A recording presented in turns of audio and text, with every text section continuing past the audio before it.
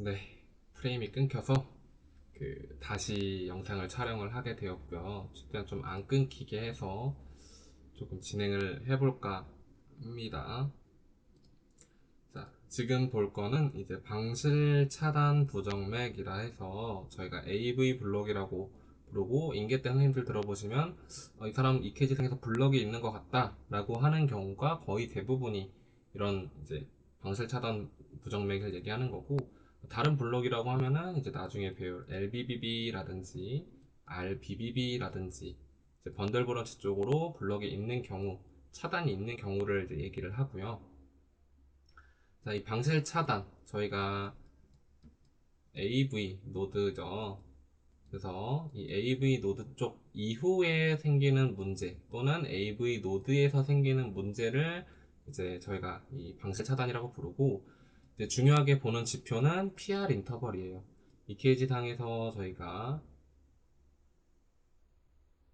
이렇게 그려지는 EKG 웨이브 상에서 보면 여기 부분 있죠. 여기가 어디가 관여한다? AV 노드가 관여한다고 했어요. AV 노드가 관여를 하고요. 자, AV 노드가 관여를 하고, AV 노드가 하는 건 뭐다? 맞아요. 심방에서 심실로 충분하게 혈액이 찰 수 있게끔 정기적인 신호를 일시적으로 딜레이 시켜주는 역할을 한다고 했죠. 네. 이 역할을 하는 게 AV 노드고, 이 AV 노드에 문제가 생겼을 경우에, 잠시만요, 제가 스펠링을 잘못 쓴 것 같아요. 아무튼 이런 식으로 된다는 거고, 자, 노멀 레인지 같은 경우에는 0.12초에서 0.2초, 다른 말로 0.20초고요. 저희가 작은 네모 한 칸에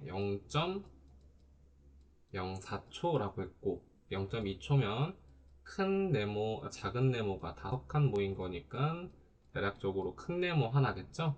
그래서 PR 인터벌은 이 큰 칸 한 칸 안에 다 들어와야지 노멀 레인지라고 봤습니다. 아까 설명드렸다시피 오리진은 AV 노드 이후에 생기는 전도 장애, 블럭이니까 차단, 어떤 거 협착이라든지 아니면 뭐 거기에 뭔가 특수한 이유로 막혔다든지 때문에 생기는 질환이고, 대표적인 이유는 이런 식이에요. 이제 미주신경이 항진돼 있다거나, 흔히 이제 부교감 신경이라고 하죠. 부교감 신경이 항진돼서 레이트가 좀 떨어지는 경우, 고칼륨 혈증, 베타 블로커나 칼슘 채널 블로커, 이제 디고신, 아미오다론 같은 약물을 사용했을 때의 부작용, 또는 이제 이스케믹 질환, MI 아니면 OP 받으셨던 이력이 있는 분들 중에 이제 그쪽 부분으로 특수하게 뭐 스텐트 말고 다른 뭐 이제 그쪽 부분을 꼬맸다든지 수촬을 해갖고 생긴 문제로 2차적으로 발생할 수 있는 이유가 대표적이고요. 그래서 크게 종류는 1도 방실 차단, 2도 방실 차단, 그러고 마지막에 3도 방실 차단까지 볼 거예요. 자, 1도 방실 차단은 어떤 걸 의미하냐면 퍼스트 디그리 AV 블록이라고 부르고, 심방 자극이 심실로 모두 전달된다. 그러면 이 P 웨이브에서 QRS로 넘어가는 거는 문제가 없는 건데, 그러면 저희가 어디를 중요하게 본다고 했죠? PR 인터벌을 본다고 했죠. 다른 정상적인 EKG보다 PR, 이 P 웨이브부터 QRS가 시작하기 직전인 이 Q 직전 부분인 PR 인터벌이 0. 몇 초? 1, 2초에서 0.2초보다 늘어져 있는 상황을 1도 방실 차단이라고 봅니다. 다만 1도는 상당히 경한 방실 차단이기 때문에 속도가 느릴 뿐 QRS는 탈락하지 않습니다. 그래서 심방 자극이 심실로 모두 전달되기 때문에 P 웨이브랑 QRS의 비율은 일정하다.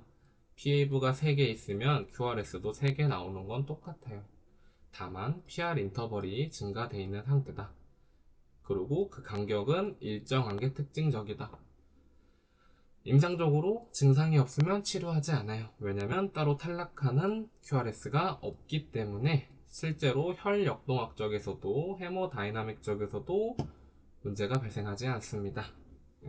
여기서 알아줘야 되는 키포인트는 PR 인터벌이 0.2초 이상이다. 그리고 이게 일정한 간격에 따라서 일정한 간격에 따라서 나타난다. 다음 이도 방실 차단 1형. 저희가 학교에서 배울 때는 모비츠 1으로 배웠어요. 투핸드 디그리 AV 블럭 모비츠 1이라고 부르고, 그리고 다르게 뭐 부르는 게 이제 뭐 위켄 벤치라고 해서 이거를 발견한 사람의 성함일 거예요. 아마 제가 알기론. 저희가 그냥 모비츠 1까지만 알고 넘어가면 좋을 것 같고요. 모비츠 1의 가장 큰 특징은 이제 1도가 아닌 2도잖아요. 2도 때부터는 특징이 QRS가 하나씩 탈락하기 시작합니다. 그래서 PQRS의 비율이 안 맞기 시작해요. 모비츠 1의 가장 큰 특징은 PR 인터벌이 점점점 길어지다 QRS가 탈락한다는 게 특징. 점점 하다가 탈락한다는 거. 더 PR 인터벌이 좀 짧고 좀 길어지네 길어지네 여기선 어떡하지 했는데 여기서 드랍 더 빛 아예 비트가 사라져 버리고 자 다시 시작됐네 괜찮네 길어지네 그럼 여기서 똑같이 나오다가 PAV가 나오고 또 드랍 더 빛 하고 다시 PIV가 나오고 QRS가 그려지는 웨이브가 그려지겠죠. 비율을 어떻게 보냐면 P 웨이브 대 QRS로 보기 때문에 나타나기 직전까지를 보면은 비브 하나, 둘, 셋, 네 개, 네 개, QRS 하나, 둘, 셋, 하나 탈락했으니까 세 개. 요거를 4대3 비율의 이도 방질 차단 모비츠 1으로 본다라는 거죠. 주로 AV 노드의 전도가 지연된 경우에 발생한다라는 거. 이 또한 임상적으로 크게 증상이 없으면 따로 뭐 치료를 하진 않는데 이게 자주 발생하고 이러면 이제 부교감 신경을 차단하는 아트로핀이라는 약을 사용하곤 합니다. 요렇게 특징이라는 거고 이게 모비츠 1이었으면 모비츠 2의 경우에는 타입 2라고 하고 모비츠 2라고 부르고요. 가장 큰 특징은 PR 인터벌은 일정하대요. 일정하대. 근데 QRS가 탈락해. 얘는 1도 방실 차단과 모비츠 1에서의 각각의 특징을 조금 합쳐져 있는 느낌이에요. 1도는 PR 인터벌도 늘어져 있고 일정해. 다만 QRS 탈락은 없고 2도는 PR 인터벌이 점점 늘어지는데 QRS가 탈락해. 그 두 개의 특징을 다 합친 거고 PR 인터벌은 일정한데 QRS가 탈락하는 현상. 그리고 또 추가로 또 QRS가 와이드해질 수도 있어요. 그래서 실제로 그림을 보면 PR 인터벌은 다른 EKG들이랑 똑같이 일정하다가 갑자기 비트가 사라집니다. PR 인터벌 괜찮다가 여기서 또 탈락하네요. 이거를 저희가 이제 드랍 더 빛이라고 표현하고 드랍 떨어뜨리다 비트 그 하나에 해당하는 박자를 떨어뜨리는 거죠. 그걸 저희가 이제 드랍 더 빛이라고 부르고 아래 예시 같은 경우에는 QRS도 와이드하게 늘어져 있는 상태인데 이거는 이제 어느 쪽의 문제냐면 이제 심장이 이렇게 있고 SA 노드, AV 노드, 이제 히스 번들 그래서 양쪽 번들 브런치 쪽으로 나눠 주잖아요. 근데 이 히스 번들에서부터 번들 브런치에 가는 부분까지 중에 여기에 블럭이 생긴 경우는 이제 전반적인 심실수축에 문제가 생기는 거기 때문에 QRS는 어떻게 된다? 전도를 제대로 타지 못하기 때문에 와이드해진다. 그래서 이 특징이 있기 때문에 와이드 QRS도 이런 식으로 나타날 수 있다라는 거. 이거 같은 경우에도 PAV 하나, 둘, 세 개. 그리고 네 개 나왔네요. 없어. QRS 하나, 둘, 셋. 없어. 그러면 얘도 4대3으로 볼 수 있는 거고요. 1형과는 비슷하나 이제 히스번들 이후에 전도체계 문제로 혈역동학적 불안정이 심해져서 이게 이제 3도 방실 차단으로 갈 가능성이 높고 이렇게 가게 되면은 환자들이 갑자기 싱콥 아니면 서든하게 카디악 어레스트도 충분히 올 수 있는 상황이다. 유일한 치료 방법은 인공 심박동기를 삽입해서 부족한 하트레이트를 채워주는 수밖에 없고 조직 관류를 원활하게 해주는 수밖에 없다라는 게 특징입니다. 이도의 가장 마지막은 이제 2대1 및 2도 고도 방실 차단이라고 해서 2대2, 그러니까 2대2 AV 블럭 또는 어드밴스드 AV 블럭이고, 2대1은 말 그대로 P 웨이브 두 개가 나면은 QRS가 한 개밖에 안 나온다 소리예요. 그래서 PAV가 하나, QRS 하나, PAV 나왔네, QRS 없어. PAV 나왔네, QRS 있네, PAV 있네, QRS 없어. 그러면 벌써 2대1이죠. 이렇게 더 QRS가 많이 탈락하는 거죠. 4대3, 3대2에 비하면은 더 훨씬 많이 탈락하는 비율이 높아지는 거죠. 그러면 그럴수록 어떻게 된다? 심실은 수축을 하지 못하기 때문에 심실에서 계속 혈액을 머금고 있고, 심방은 심방대로 열리면서 심장에 심실 쪽으로 혈액을 몰아줄 건데, 그게 또 차서 그 안에서 혈전이 또 생길 수도 있고요. 그리고 내뿜질 못하니까 조직관리적으로도 문제가 생길 수 있고요. 혈압이 떨어진다든지, 네, 이런 증상이 나타날 수 있기 때문에 더 위험하다라는 거. 자, 그리고 이거보다 더 심각하신 상태가 3대1, 4대1까지도 가는 어드밴스드 AV 블럭이고, 기존이 위에까지는 TAV에서 하나 빼주면 QRS였어요. 요게 이도 방실 차단의 기본적인 특징이었어요, 저희가. 근데 이 어드밴스드 AV 블록 같은 경우에는 3도 방실 차단까지는 아닌데 규칙성은 있어요. 규칙성은 있는데 이 어드밴스드 같은 경우에는 이 탈락하는 비율이 더 많아지는 거예요. PAV가 3번 뜰 때 QRS가 한 번 나온다거나, PAV가 4번 뜰 때 QRS가 한 번 나온다거나, 이런 식으로 3대1, 4대1 또는 5대1까지도 높게 비율이 이루어지는 상태를 어드밴스드 AV 블럭이라고 한다. 이때는 무조건 인공심박동기를 삽입하는 게 우선적이다. 자, 다음은 3도 방실 차단이고요. 서드 디그리 AV 블럭, 완전 방실 차단으로 컴플리티드 AV 블럭이라고 부릅니다. 그래서 심방이랑 심실 사이에 그 길이 차단이 돼버려서 완전 차단된 현상으로서 이제 SA는 SA를 따로, AV랑 히스번들은 그 걔네 자동능대로 따로 뛰기 시작하는 거죠. 그래서 방실방실하게 움직이는 게 아니라 방방방방방 실실실실실 이런 식으로 각각이 노는 느낌인 거예요. 그래서 실제로 EKG 보면은, 자, PAV가 보였어요. 그럼 이 사이에 QRS 나와야 되는데 없죠? PAV가 나왔어요. QRS가 나왔네? 이 QRS가 나오는 거는, 어, 나 SA 노드에서 자극을 받고 뛰어야 되는데 SA 노드가 문제가 있나 봐. 그래서 나 스스로 자동능을 발휘할래 해서 자동능을 발휘해서 뛰는 거예요. 그러니까 이 앞에 나온 PAV랑은 전혀 연관이 없죠. 중간에 만약에 타이밍이 맞으면 QRS 때문에 PAV가 숨겨질 수도 있어요. 웨이브상에서 안 보일 수도 있습니다. 그래서 정말 그림이 개판으로 그려지는 웨이브 상태고, 그래서 각각이 고유의 리듬대로 뛰기 때문에 심방과 심실이 헬이 떨어져 있는 듯한 현상을 보인다. 그래서 방실 헬이 현상이라고 부르고, 이때 각각의 고유 비율에 박동하는 ventricular escape rhythm이 발생할 수도 있다라는 거. 비율도 규칙적이지 않고요. 서로 신경 쓰지 않고 각각의 고유 리듬으로 뜬다라는 거.